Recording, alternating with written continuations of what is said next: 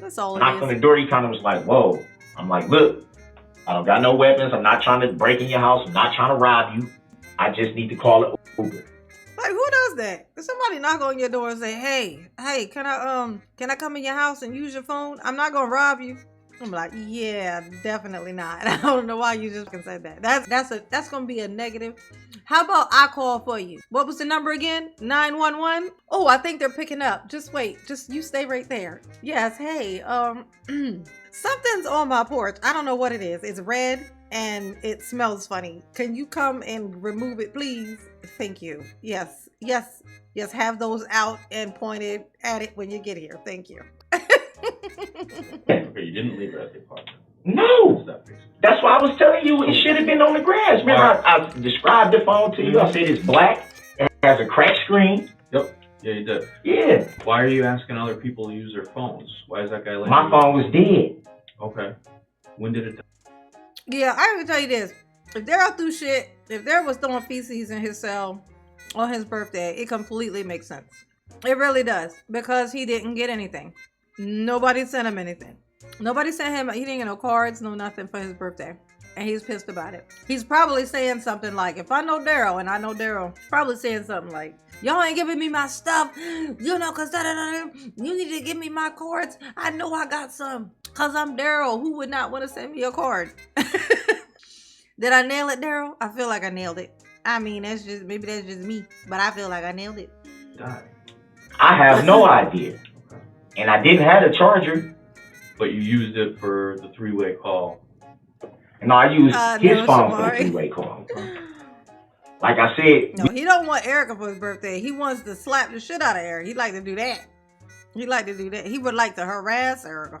He definitely would like one more good shot at that, for sure. We got a mutual friend named Michelle. Mm-hmm. Me and Erica do. You and Erica? Okay. I've known Michelle just as long as I've known Erica. Uh-huh. She was the one that was telling me what's going on with you and your baby mama. Y'all are not talking because she's trying to get in touch with you. Mm-hmm. I said, yeah, I know she probably trying to. Yeah, she's trying to smash. She want all this. Well, yes. I'm finna merge y'all. That's how I end up talking to her and telling her, I'll walk over and meet you to get the money or whatever. Mm-hmm. Yeah, Daryl made up that story, y'all, because he said, because he know he wasn't supposed to be calling her. They wasn't supposed to be talking. You know, there was a restraining order, a protective order or whatever. They weren't supposed to be talking. So he come up with this story. Oh, I didn't call her. She didn't call me. What happened was I was talking to this girl, and then this girl called her on three-way, and that's how it happened. Oh, hilarious. Why they didn't make Michelle come in there since he dragged her into it?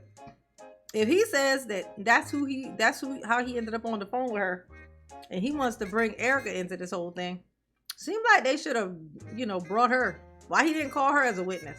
You tell them that I didn't call her, that you did.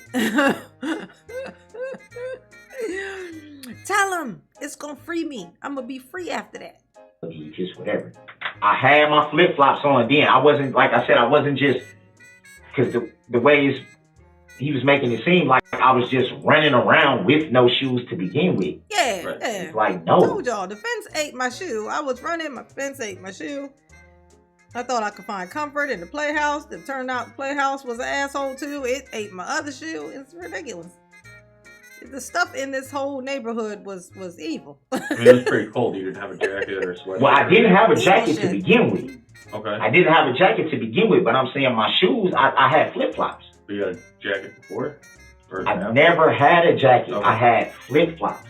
Green Bay Packers flip flops. No jacket. Right, because I didn't feel like I was gonna be like I'm not gonna be outside. Well, I'm thinking I'm not gonna be outside.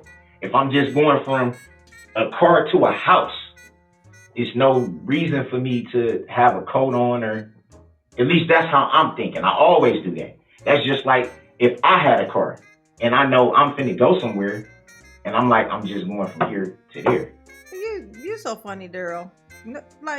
So the only time people need to wear a jacket is if they plan on standing outside for eternity. He giving all this explanation and knowing he fucking lying and he abandoned his sweatshirt. They got him on video standing there with his fucking hoodie on, trying to attack the shit out of Erica. unsuccessfully with the Walmart hoodie. I know that hoodie. I've seen that hoodie at Walmart. Okay, and it was in the ladies section. So it was either his nieces or his mothers. Okay, there was always stealing somebody's shit. Even girls' stuff wasn't safe. In fact, it's more likely to steal the girls' stuff because it's more likely to fit his little ass. If we're just being honest, if we're just being real. Okay. Hit the There's like no button. reason for me to just get all bundled up and do all this and that. There's no When reason you, for were me. there still a bunch of people out when you left? When you left her It house? was still.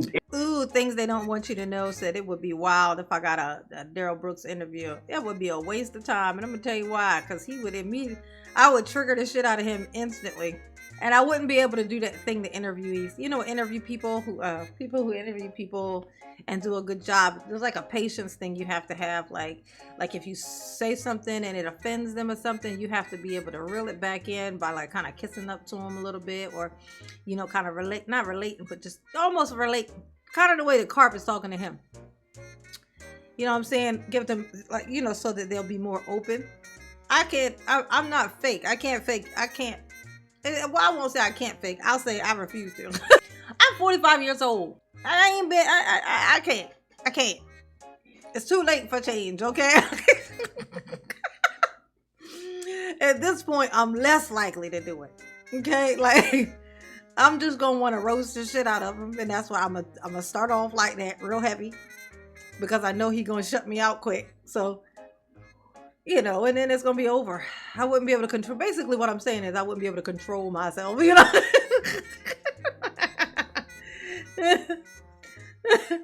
I wouldn't be able to do it. So it wouldn't even be something I would attempt. I would like to, you know, roast him to his face though. That would be fun. Like to know for sure that he heard it. You know what I'm saying?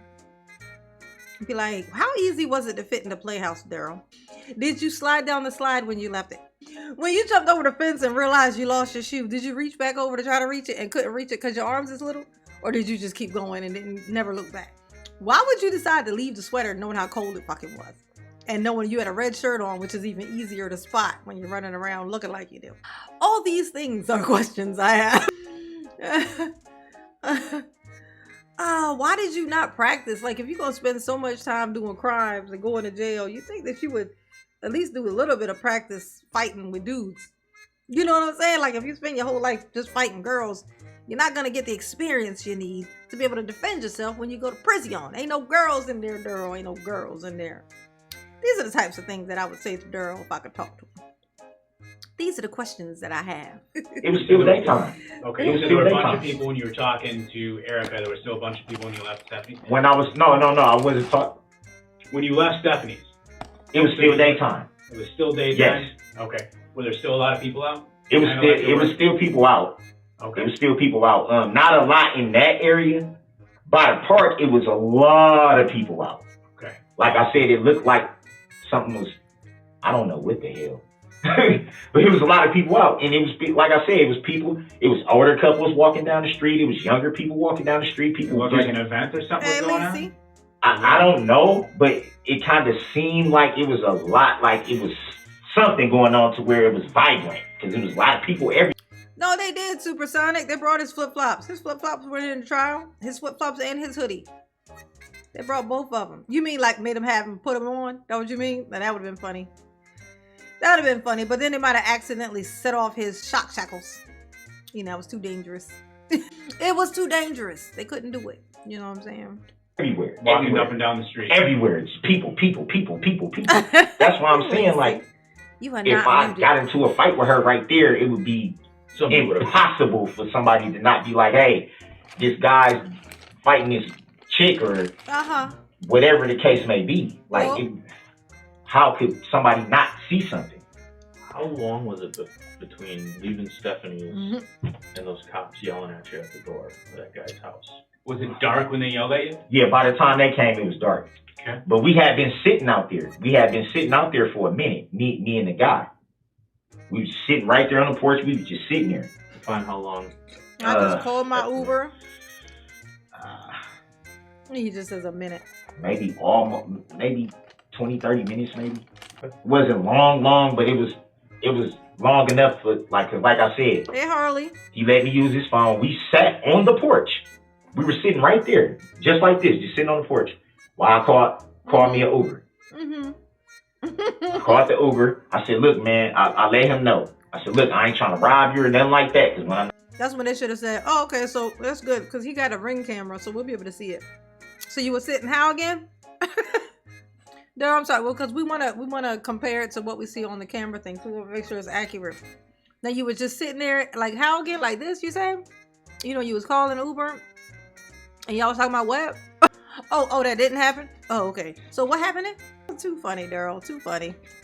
He be telling these stories like he really does think he's just smarter than everybody. That's all it knocked on is. the door, he kind of was like, whoa. I'm like, look, I don't got no weapons. I'm not trying to break in your house. I'm not trying to rob you. Nothing like that, dog. I just need to call an Uber. That's it. I'm not. And that's like who does that? If somebody knock on your door and say, hey, can I come in your house and use your phone? I'm not gonna rob you. I'm like, yeah, definitely not. I don't know why you just fucking said that. That's gonna be a negative. How about I call for you? What was the number again? 911. Oh, I think they're picking up. Just wait. Just you stay right there. Yes. Hey. Something's on my porch. Something's on my porch. I don't know what it is. It's red and it smells funny. Can you come and remove it, please? Thank you. Yes. Have those out and pointed at it when you get here. Thank you.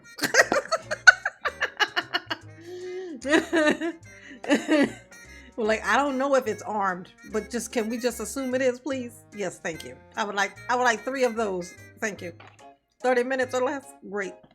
I tickle me, y'all. You know, he was just like, okay, I'll come out. Hey. Boom. Oh, Harley. Yo, I need an Uber to, what's your address? He told me the address. And we was just sitting there waiting. That's how I was going to get back home. I told him, I said, I got the money on my card. I'm not asking you for no money. I just need to use your phone. That's it. That was it. That was all. And then from there, we sat on the porch and just shot the shit out. I'm saying, you told me last night he was cool with that. Like he wasn't. Yeah, it wasn't being weird. He was like, oh yeah, I'll help you out. Yeah, we just sat there on the. Exactly, GC. He had to be real polite because it was a dude, not a lady. Oh, not to mention this man had just came from hunting.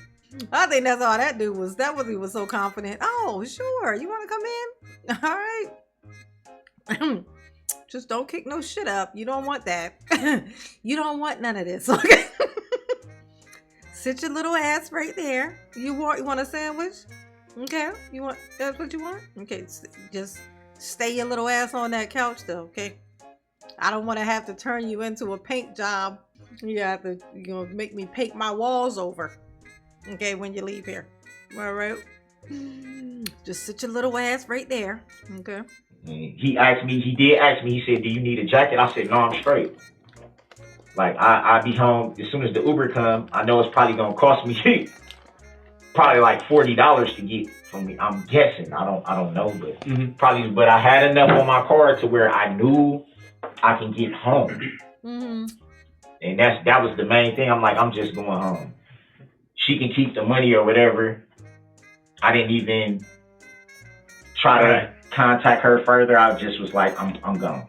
Call this Uber and I'm going home. That's it. Let me ask you this, Darrell. So you weren't out in Waukesha Saturday, just Sunday. Yes, sir. Right? Okay. Nothing physical yesterday. Like I told you, you're a part in the investigation. There's a lot of parts, right?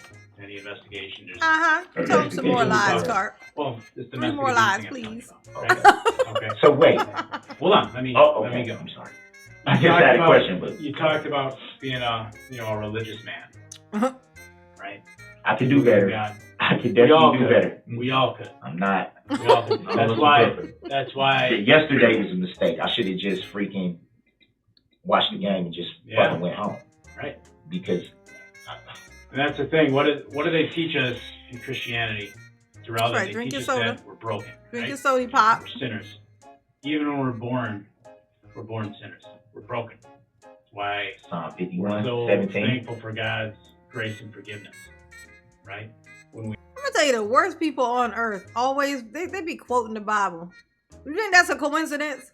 Like the worst people on the planet will quote this shit out of their Bible. Because they literally know that it's the only thing that they can use in certain situations. It's like, you catch me doing some ill ass shit. If I quote a verse from the Bible, it's like right there proof that like I have some type of care about something. And they know that. And so they use it. It's like what they used to do back in the day. They would wear like this devil walking around and he would have a cross on. He would wear a cross. They do it. It's like to trick you. It's a trickery thing. They'll put a cross on so you see it and you think, oh, this is a person who's like morally sound. It's like it's associated with morality. But in reality, it's not. It's just like a shield that assholes use. You know, it's like an asshole shield. Okay, that's what it is. They need to start having those things where if you like find some kind of way to turn it to where if you put, you know, like in the movies, if you like possess the evil, you know, like you put a cross on them and it catch fire, you know, they need to do that. Okay, I need to be able to throw a cross at you, almost kind of like you throw garlic at a vampire. You know what I'm saying? I need to be like, I need for that to happen. I need for that to be a thing. And bring that back. Okay. All right. I'm like, that shit is so annoying. He over there talking about, oh, this verse and this verse, huh? And he just drove through the children like this and is lying his ass off about all things and everything. We ask for it. Even though we don't deserve it. But when we ask for it, he gives it. All right? You're a father. You got 3 children, 18, 14, and 7. Yes, sir. All right, you got a mom. He like, I take raised your you word well, for it. I don't know them kids. And God, you believe it. Daryl said, I look, I take your word for it. You said, how old were they again? Oh, really? Damn, they done grew up. I'd have to take your word for it. You're right.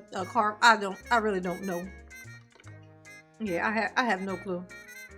Somebody told me they were pregnant a while back, and I don't know anything that happened after that. I think it's more like, especially the devil know the Bible. Knowing the verses, I know the Bible stories, and I know the purpose of the Bible stories. That's basically all it was supposed to be. Like, the purpose of it is for the lessons.